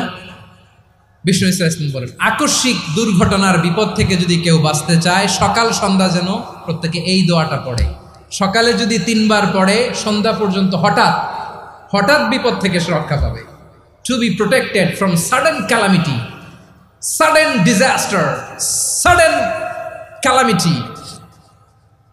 হঠাৎ বিপদ, হঠাৎ ভয়ঙ্কর কোন আকস্মিক বিপদ থেকে আল্লাহ বাঁচায় দেবে। সকালে পড়লে সন্ধ্যা পর্যন্ত প্রোটেক্টেড, সন্ধ্যাবেলায় যদি 3 বার পরে সকাল পর্যন্ত প্রোটেক্টেড। সুবহানাল্লাহ পড়েন। দোয়াটা কি? দোয়াটা হচ্ছে বিসমিল্লাহিল্লাযী লা ইয়াদুররু মা'a ইসমিহি শাইউন ফিল আরদি ওয়ালা ফিস সামাই ওয়া হুয়াস সামিউল আলিম। ছোট না? অনেক ছোট, মুখস্থ করবেন। বিসমিল্লাহিল্লাযী লা ইয়াদুররু মা'a ইসমিহি শাইউন ফিল আরদি ওয়ালা ফিস সামা। ওই আল্লাহর নাম নিচ্ছি, যে আল্লাহর নামের বরকতে আকাশ জমিনের কোনো কিছু কারো কোনো ক্ষতি সাধন করতে পারে না। তিনি সর্বশ্রোতা, সর্বজ্ঞ। সুবহানাল্লাহ পড়েন। পড়বেন এই দোয়াটা, বিসমিল্লাহিল্লাযী লা ইয়াদুররু মা'a ইসমিহি শাইউন ফিল আরদি ওয়ালা ফিস সামাই ওয়া হুয়াস সামিউল আলিম। ফজরের পরে 3 বার, মাগরিবের পরে 3 বার যদি কেউ পড়ে, প্রোটেক্টেড, যে কোনো হঠাৎ বিপদ থেকে প্রোটেক্টেড। প্রোটেক্ট করেন কে? ওই আল্লাহর নাম নিচ্ছি, যে আল্লাহর নামের ওসিলায় আকাশ জমিনের কোনো কিছু কোনো ক্ষতি করতে পারে না। সুবহানাল্লাহ পড়েন। আচ্ছা, এবার আমাদের জীবনে দুশ্চিন্তা আছে না নাই বলেন? Tension, hyper tension, anxiety, depression, চিন্তা, টেনশন নাই, এরকম কে কে আছে দেখি? হাত তোলেন। ওই যে হাত তুলছে এক আল্লাহর ওলি, ওই যে। টেনশন নাই তোমার? মাশাআল্লাহ। ও না বুঝে তুলছে, জোকের চোটে, জোশের ঠেলায় ধাক্কায় তুলে ফেলছে। সবার জীবনে টেনশন আছে না নাই? এই দুশ্চিন্তা, পেরেশানি, মারাত্মক পেরেশানি থেকে মুক্তি পাওয়ার জন্য বিষ্ণু ইসলাম 2টো দোয়া পড়তেন। কয়টা? অনেকগুলো পড়তেন। স্পেশাল 2টো দোয়া আজকে আপনাদের শিখায় যাব, শুনবেন না? কষ্ট হচ্ছে? সংক্ষিপ্ত মুনাজাত দিয়ে দেই। ওরে আল্লাহ, আমি তো 9:30 ক্রস করে ফেলছি মাসুদ ভাই, খেয়াল করে নেই। আরো কয়েক মিনিট? ঠিক আছে, ঠিক আছে। পেরেশানিতে পড়লে, টেনশনে পড়লে এই দোয়াটা, প্রিয় ভাইরা, বিষ্ণু ইসলাম যখন খুব বিপদে পড়তেন, দুশ্চিন্তা ওনাকে ঘিরে ধরতো, উনি পড়তেন ইয়া হাইয়ু ইয়া কাইয়ুম বিরহমাতিকা আস্তাগীথ। ইয়া হাইয়ু ইয়া কাইয়ুম বিরহমাতিকা আস্তাগীথ, ইয়া হাইয়ু ইয়া কাইয়ুম, হে শাশ্বত অবিনশ্বর, হে চিরঞ্জীব, বিরহমাতিকা আস্তাগীথ, তোমার রহমতের উসিলায় তোমার কাছে ফরিয়াদ করি। এটা পড়তেন। আবার আরেক বর্ণনায় এসেছে ইয়া হাইয়ু ইয়া কাইয়ুম বিরহমাতিকা আস্তাগীথ আসলিহ লি শা'নি কুল্লাহু ওয়ালা তাকিলনি ইলা নাফসি তরফাতা আইন। আসলিহ লি শা'নি কুল্লাহ, আল্লাহ আমার সবকিছু আপনি সেটেল করে দেন। আমাদের সব ঝামেলা সেটেল করে দিতে পারে কে? আমরা তো সেটেলমেন্টের জন্য এসপি সাহেবের কাছে যাই, ডিসি সাহেবের কাছে যাই, অমুক ভাইয়ের কাছে যাই, তমুক ভাইয়ের কাছে যাই। এই দোয়া পড়লে আরশের উপর থেকে আপনার ম্যাটার সেটেল করে দিবে কে? তাহলে পড়বেন ইয়া হাইয়ু, এ চিরঞ্জীব। হাইয়ু মানে চিরঞ্জীব, যিনি চিরকাল বেঁচে থাকবেন, মরবেন না। আল্লাহ মরবেন? তার কোনো লয় আছে? ক্ষয় আছে? সূরা রহমানে আল্লাহ বললেন কুল্লু মান আলাইহা ফানি ওয়া ইয়াবকা ওয়াজহু রাব্বিকা যুল জালালি ওয়াল ইকরাম ফাবিআইয়ি আলাই রাব্বিকুমা তুকাযিবান। জমিনে যা আছে সব ফান, ভ্যানিশ হয়ে যাবে, নিশ্চিহ্ন হয়ে যাবে, শেষ হয়ে যাবে, সব বিলুপ্ত হয়ে যাবে, একজন ছাড়া। জোরে বলেন তিনি কে? ইয়া হাইয়ু। আমার সাথে আওয়াজ করে পড়েন ইয়া হাইয়ু ইয়া কাইয়ুম ইয়া হাইয়ু ইয়া কাইয়ুম বিরহমাতিকা আস্তাগীথ আসলিহ লি শা'নি কুল্লা ওয়ালা তাকিলনি ইলা নাফসি তরফাতা আইন। এভাবে দোয়া করলে আপনাকে বিপদ মুক্ত করবে কে? এই দোয়াটা কেন পছন্দ আল্লাহর কাছে? কারণ এখানে আল্লাহর দুইটা সুন্দর নাম আছে, গুণবাচক নাম, আল হাই, আল কাইয়ুম। এই দুটো নাম আছে এখানে। আবার এই দুইটা আয়াতুল কুরসির অংশ। আয়াতুল কুরসির শুরু তো এটা আসরা নাই? হ্যাঁ, আসরা নাই। 3 নম্বর কারণ, এটা ইসমে আজম। কোন দোয়াটা ইসমে আজম? যে দোয়া ওসিলায় দোয়া করলে আল্লাহ দোয়া ফেরায় না। অনেকগুলো মত আছে, সবচেয়ে ভ্যালিড মত হচ্ছে এটা, ইয়া হাইয়ু ইয়া কাইয়ুম। এর ওসিলা দিয়ে দোয়া করলে দোয়া কবুল করে কে? 2 নম্বরে বিশ্বনবী মারাত্মক বিপদে পড়লে আরেকটা দোয়া পড়তেন, আল্লাহুম্মা ইন্নী আবদুক। আগে দোয়াটা পড়ি, শুনেন।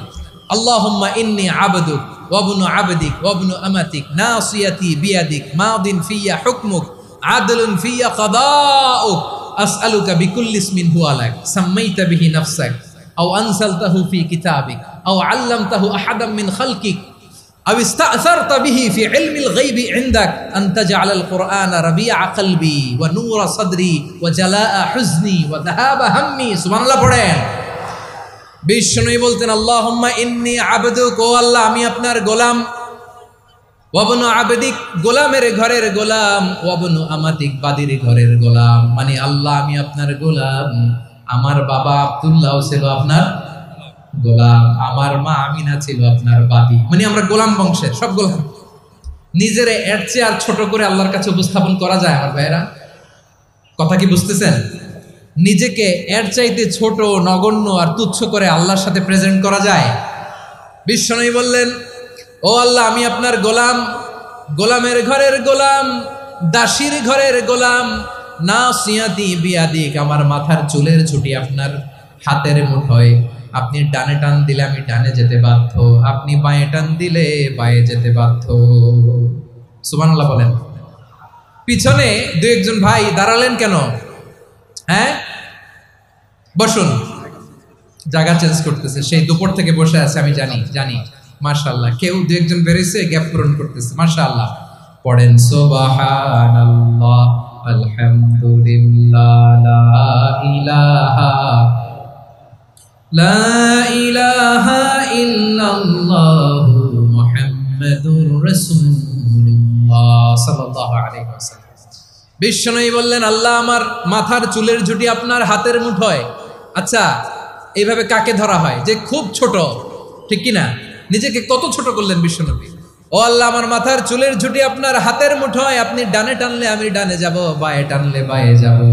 আল্লাহ আসআলুকা বিকুল্লি ইসমিন হুয়া লাক নাসিয়াতি বিয়াদিক মাদিন ফিয়া হুকমুক, আপনার নির্দেশ আমার উপর কার্যকর হবেই হবে। আদলুন ফিয়া কাদাউক, আপনার ফয়সালা যেই ফায়সালাই আপনি আমার জন্য করেন এটাই ইনসাফ। সুবহানাল্লাহ বলেন।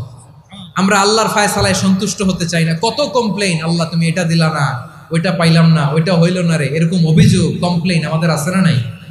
আর বিশ্বনবী বলতেন আদলুন ফিয়া কাদাও, আল্লাহ আমার জন্য তোমার যেটা ফায়সালা এটাই সবচেয়ে শ্রেষ্ঠ ইনসাফ, এর চেয়ে ইনসাফ আর হতে পারে? এভাবে কায়মান বাক্যে আল্লাহর কাছে বিশ্বনবী দোয়া করতেন।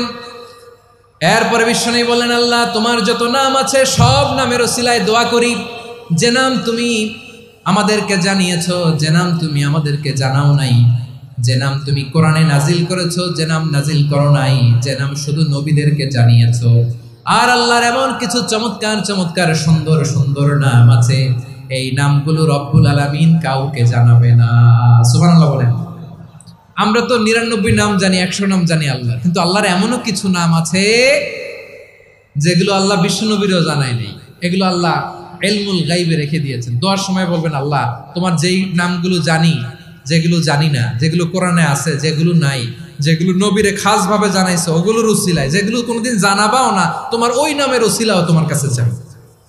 আল্লাহ কোরআনকে আমার হৃদয়ের বসন্ত বানাও, আমার বক্ষের জ্যোতি বানাও, আমার চিন্তা দুশ্চিন্তা তুমি দূর করে দাও। বিশ্বনবী বললেন, এই কালিমাগুলো, এই বাক্যগুলো পড়ে যদি কেউ আল্লাহর কাছে ফরিয়াদ করে, তার হৃদয় থেকে দুশ্চিন্তা কাটিয়ে দিবে কে? পড়বেন, এই দোয়াগুলো পড়বেন। আচ্ছা, সব শেষে বলি, ঋণের বোঝায় যারা জর্জরিত, বিষ্ণু ইসলাম চমৎকার একটা দোয়া শিখিয়েছেন। আমাদের অনেকে ঋণের বোঝায় জর্জরিত, আছে না নাই? এদিকে কেউ আছেন? থাকলে হাত তোলার দরকার নেই, থাকলে এই দোয়াটা পড়বেন। এক সাহাবীর নাম আবু উমামা, নামাজের ওয়াক্ত ছাড়া উনি মসজিদে যেয়ে বসে আছে। বিশ্বনবী বললেন, কিরে আবু উমামা, নামাজের তো ওয়াক্ত হয় নাই, মসজিদে কি? সাহাবী বলে, হুমুমুন লাজিমাতনি ওয়া দুয়ুন, নবী গো, ঋণের বোঝায় এমন টেনশনে আছি, ঘরে থাকতে পারলাম না, মসজিদে চলে আসছে। বিশ্বনবী বললেন, আমি কি তোমার এমন একটা দোয়া শিখাবো যেটা পড়লে আল্লাহ তাআলা তোমার ঋণের বোঝা হালকা করে দিবে? আবু উমামা বললেন, ইয়া রাসূলুল্লাহ, অবশ্যই শিখাবেন। বিশ্বনবী বললেন, তাহলে তুমি পড়বা, আল্লাহুম্মা ইন্নী আউযু বিকা মিনাল হাম্মি ওয়াল হাযান ওয়া আউযু বিকা মিনাল জুবনি ওয়াল বুখল ওয়া আউযু বিকা মিন গালাবাতিদ দাইনি ওয়া কাহরির রিজাল। ও আল্লাহ, তোমার কাছ থেকে দুশ্চিন্তা থেকে পানাহ চাই, কৃপণতা, ভীরুতা, অলসতা, কার্পণ্যতা, এই সব কিছু থেকে, মানুষের কঠোরতা, আমার উপর মানুষের আধিপত্য এবং ঋণের বোঝা থেকে পানাহ চাই। এই দোয়াটা যখন বিশ্বনবী শিখাই দিলেন, আবু উমামা বারবার এই দোয়া পড়ে, আল্লাহুম্মা ইন্নী আউযু বিকা মিনাল হাম্মি ওয়াল হাযান ওয়া আউযু বিকা মিনাল আজজি ওয়াল কাসাল ওয়া আউযু বিকা মিনাল জুবনি ওয়াল বুখল ওয়া আউযু বিকা মিন গালাবাতিদ দাইনি ওয়া কাহরির রিজাল। আবু উমামা বলে, এই দোয়া আমি পড়তে লাগলাম আর পড়তে লাগলাম, কিছুদিন পরে দেখা গেল বিশ্বনবীর শেখানো এই দোয়ার বদৌলতে আল্লাহ তাআলা আমার সব ঋণ পরিশোধের ব্যবস্থা করে দিয়েছেন। পড়বেন, পড়বেন। আমার প্রিয় পটুয়াখালীর ভাইয়েরা, বিশ্বনবীর জামাতা সাইয়্যিদিনা আলী রাদিয়াল্লাহু তাআলা আনহুর কাছে এক লোক এসে বলে, হে আলী, ঋণের বোঝায় আমি জর্জরিত, আমার কিছু অর্থ দিয়ে সাহায্য করো। সাইয়্যিদিনা আলী রাদিয়াল্লাহু তাআলা আনহু বললেন, আমি কি তোমার এমন একটা দোয়া শিখাবো যেটা বিশ্বনবী আমাদের শিখিয়েছেন? এই দোয়া যদি তুমি পড়ো, লাউ কানা আলাইকা মিসলু জাবালিন কাবীরিন দাইনান আদাল্লাহু আনকা, পাহাড় পরিমাণে যদি ঋণের বোঝা হয়, আল্লাহ এটা পরিশোধের ব্যবস্থা করে দিবেন। ছোট্ট একটা দোয়া বিশ্বনবী শিখালেন, বললেন, তুমি পড়বা, আল্লাহুম্মা কফিনি বিহালালিকা আন হারামিকা ওয়া আগনিনি বিফাদলিকা আম্মান সিওয়াক। মুখস্থ আছে? হ্যাঁ, আছে। আল্লাহুম্মা কফিনি বিহালালিকা আন হারামিক, আল্লাহ তোমার হালাল দিয়ে আমাকে পরিতুষ্ট করো, হারাম থেকে বাঁচিয়ে রাখো, আর তোমার অনুগ্রহে মানুষের মুখাপেক্ষী যেন আমি না হই, আমি যেন সবসময় তোমার মুখাপেক্ষী হয়, ওই তৌফিক দিও। সুবহানাল্লাহ পড়েন। এই দোয়া বেশি বেশি পড়লে ঋণের বোঝা হালকা করে দিবে কে? তাহলে প্রিয় ভাইয়েরা, বিপদে পড়লেই প্রথমে কি পড়বেন? পটুয়াখালী ভুইলা গেছে, বিপদে পড়লেই প্রথমে ইন্না লিল্লাহ কি বলে নিজেকে আল্লাহর কাছে সঁপে দিতে হয়? হাসবুনাল্লাহ। চরম বিপদে দেয়ালে পিঠ থেকে গেছে, তখন লা ইলাহা ইল্লা আনতা সুবহানাকা ইন্নী কুনতু মিনাজ জালিমিন। এরপরে লা ইলাহা ইল্লাল্লাহুল আযীমুল হালিম, এই দোয়া। আকস্মিক বিপদ, হঠাৎ যেন কোনো বিপদ আমাকে পেয়ে না বসে, এটার জন্য বিসমিল্লাহিল্লাযী লা ইয়াদুররু মা ইসমিহি শাইউন ফিল আরদি ওয়ালা ফিস সামাই ওয়া হুয়াস সামিউল আলীম। সকালে 3 বার, রাতে 3 বার। আর মারাত্মক tension, hyper tension, anxiety, depression থেকে বাঁচার জন্য 2 দোয়া, ইয়া হাইয়্যু ইয়া কাইয়্যুম, ইয়া হাইয়্যু ইয়া কাইয়্যুম। মনে থাকবে? আর আল্লাহুম্মা ইন্নী আবদুক, এই দোয়া। ঋণ থেকে বাঁচার জন্য 2 দোয়া, আল্লাহুম্মা ইন্নী আউযু বিকা মিনাল হাম্মি ওয়াল হাযান, এটা। আর আল্লাহুম্মা কফিনি বিহালালিকা আন হারামিকা ওয়া আগনিনি বিফাদলিকা আম্মান সিওয়াক। আর সব সময় পড়ার জন্য একটা আমল দিয়ে যাই, উঠতে বসতে, অফিসে যাচ্ছেন, অফিস থেকে ফিরতেছেন, বসে আছেন, শুয়ে আছেন, ছোট্ট এক শব্দে আমরা যেন বেশি বেশি পড়ি আস্তাগফিরুল্লাহ। আওয়াজ করে আমার সাথে পড়ুন আস্তাগফিরুল্লাহ, আবার পড়ুন আস্তাগফিরুল্লাহ। আল্লাহ রাসূল সাল্লাল্লাহু আলাইহি ওয়াসাল্লাম বলেন, মান লাজিমাল ইস্তিগফার, যে সব সময় এরকম ইস্তিগফারের সাথে লেগে থাকে, জাআলাল্লাহু লাহু মিন কুল্লি যিকিন মাখরাজা, আল্লাহ তাআলা তাকে কোনো বিপদে আটকান না, সে জীবনে আটকাবে না, যে কোনো বিপদে আল্লাহ তার রাস্তা বের করে দেবে। Way out, you will get a way out and solution. সুবহানাল্লাহ। ওয়া মিন কুল্লি হাম্মিন ফারাজা, দুশ্চিন্তা মুক্ত হবে। ওয়া ইয়ারযুকহু মিন হাইসু লা ইয়াহতাসিব, এমন জায়গা থেকে আল্লাহ রিজিকের বন্দোবস্ত করবে যেটা সে কল্পনাও করে নাই। আওয়াজ করে পড়েন সুবহানাল্লাহ। তাহলে মনে থাকবে আস্তাগফিরুল্লাহর কথা। সব শেষ কথা বলবো, সব শেষ আমার প্রিয় ভাইয়েরা। এটা গেল নিজের বিপদ। কিসের বিপদ? নিজে যদি বিপদে পড়েন। অন্যের বিপদ যদি দেখেন, এটার জন্য একটা দোয়া আছে। অনেক সময় আমরা দেখি হাসপাতালে ক্যান্সারের 3rd স্টেজে চলে গেছে, লোকটা হ্যাংলা হয়ে চিকন হয়ে হায়রে কি কষ্ট পায়, দেখি না? বিষ্ণু বলে একটা দোয়া যদি কেউ অন্যের কোনো বিপদ দেখে পড়ে, ওই বিপদ তার জীবনে কখনো আসবে না। শুনবেন? শোনার আগ্রহ আছে?